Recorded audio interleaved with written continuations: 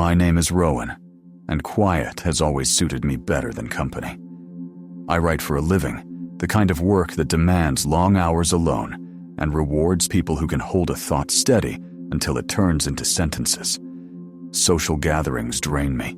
The noise, the small talk, the pretending to care about conversations that don't matter.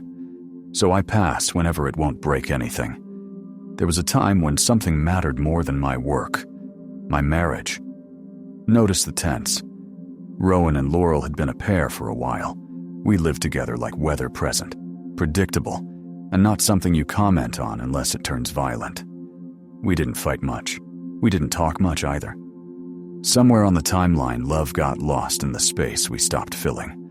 Laurel is different from me, outgoing, ambitious, the sort of person who thrives where things move too fast for names. Consulting kept her calendar clogged, late nights that became the default, emergency meetings that stretched, trips that always ran longer than the itinerary.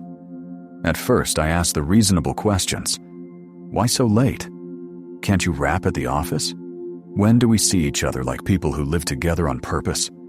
The answers didn't change. Eventually, I stopped asking. Truth doesn't need the same sentence every time. It needs acceptance. She had time, just not for me.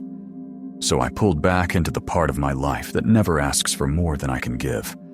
Pages, quiet, and the small rituals of a room where the only noise is keys.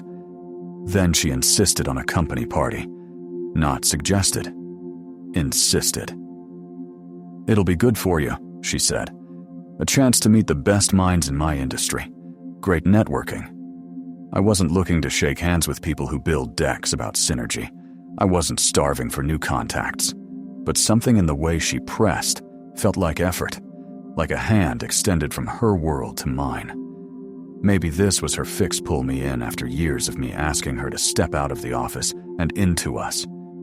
The small part of me still holding on decided to trust it. So I said yes. I would go. I wasn't thrilled, but if a few hours of polite smiles could move the needle one notch back toward we, it was worth it. I didn't know that agreeing to that party was the first step into the end of our marriage. We arrived looking like a magazine spread Laurel in an elegant, form-fitting dress that made heads pivot. Me in a tailored suit I put on like a costume. The venue matched the guest list grand, expensive, designed for people to pronounce strategy between sips of wine that costs too much to drink quickly. Laurel wasted no time making introductions. Her colleagues reacted in a loop. "So you're Rowan. We've heard so much about you. Great to finally meet you." Handshake. Nod. Polite curiosity. I was a novelty, the mysterious husband who never came to company events. A few tried to draw me out, asked about writing, my books, my opinions on whatever thought they wanted aired. Against my expectations, I engaged just enough to make the hours tolerable. The bar was decent. The conversation stayed in the lanes I could drive. For the first time in a long time, Laurel looked at me like I was in the room. I didn't mistake one decent night for repair, but for a minute I thought it could be a step toward it. The music shifted. Lights dimmed. Couples drifted to the dance floor. I wasn't paying much attention until a man walked up without looking at me. He stopped in front of Laurel. "Shall we?" he asked, voice smooth, hand already extended, like the answer was just a formality to get through. For a beat, I expected Laurel to laugh it off, shake her head, stay where she was. Tell him no, tell him she was here with her husband. She smiled. Her weight shifted like acceptance was already in her body. Instinct beat politeness to the line. My hand closed on her wrist, firm and careful. "You're not going anywhere," I said, low and even. The man finally acknowledged me, Wyatt, as I later learned. He turned his head slightly, eyes saying he'd heard a noise. "If you want to dance with my wife," I told him, "do it the right way, or don't do it at all." That should have been the end of it. It wasn't. Laurel turned to me with frustration carved into her face. "What the hell is wrong with you?" she snapped, jerking her arm out of my grip. "You're embarrassing me." I stared at my wife like she was someone else. She brushed past me to face Wyatt, as if I'd been blocking a hallway. She was about to walk onto a dance floor with another man in front of me, without a pause to consider dignity. Something quiet and final shifted in me. "If you move an inch, I'll end this marriage," I said. That's when Wyatt stepped in, fully turned to face me, met my eyes. "You've always been a weakling," he said, calm enough to be rehearsed. "You won't do anything." Without breaking eye contact, he took Laurel's hand and pulled. She went. Humiliation is heavy. It tries to make you react so it can finish the job. I refused to audition for a scene at her office party. I turned and walked out alone. When Laurel came home, I was awake. The front door, heels on the floor, the pause before she walked into the room. I had already made some decisions. Sleep had paced, but not settled. She didn't offer a weak excuse or even a watered-down explanation. She went straight to anger. "You embarrassed me," she said, glaring. "You made a scene for no reason, and then you just left. You abandoned me at my own work party." I let her talk until there was nothing left. In her version, she was the victim. I had ruined everything. If there was one thing the night had clarified, it was this.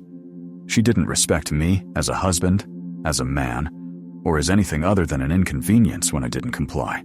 Arguing would have been charity. She had chosen her truth and closed the door. There was someone else in this equation who had crossed a line. Wyatt. I don't hunt conflict. I don't ignore violations either.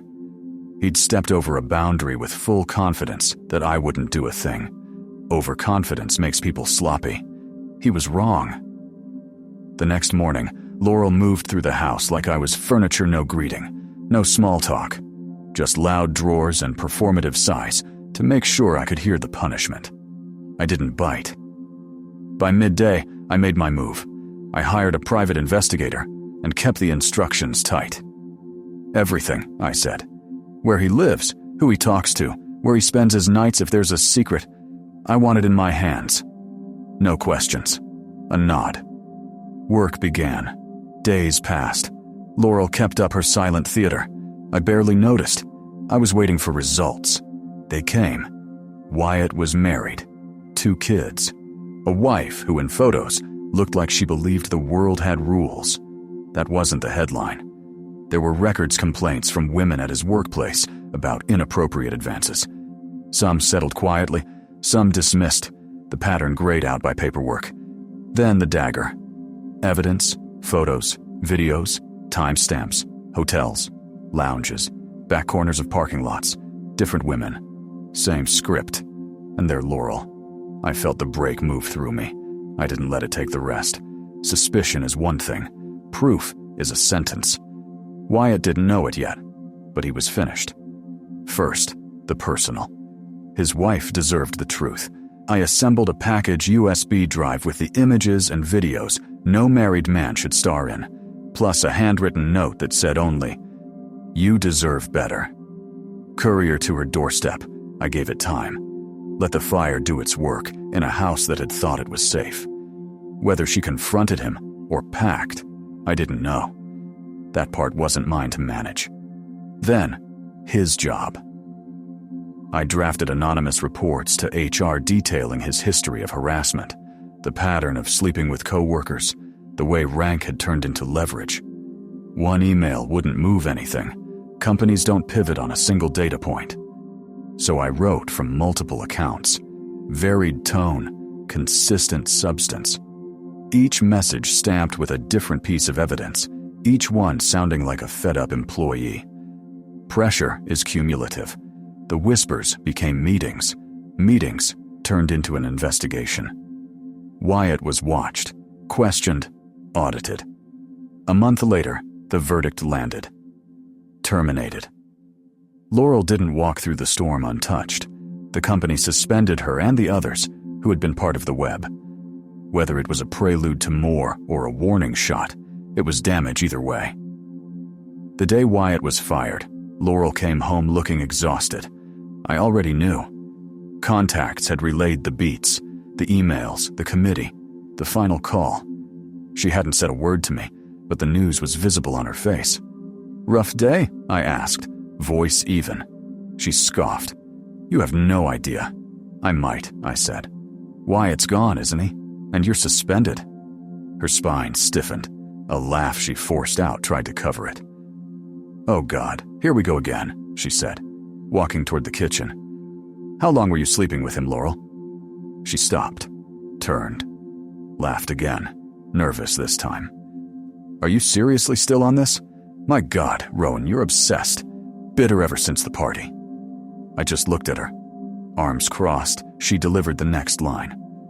"All I did was dance with the man, and you've turned it into some fantasy. You overreacted, and now look at you playing detective in a bad crime show." I didn't argue. I opened a drawer, took out a folder, and set it on the table. Photos. Laurel's face lost its color in a single breath. Silence. Then the switch tears. Choking voice. "Rowan, why would you do this?" She stepped closer. "You ruined everything. My job. My life. Was that your goal? To destroy me?" I let the blame blow itself out. "The divorce papers will be ready soon," I said. "If you have a problem with that, take it to court."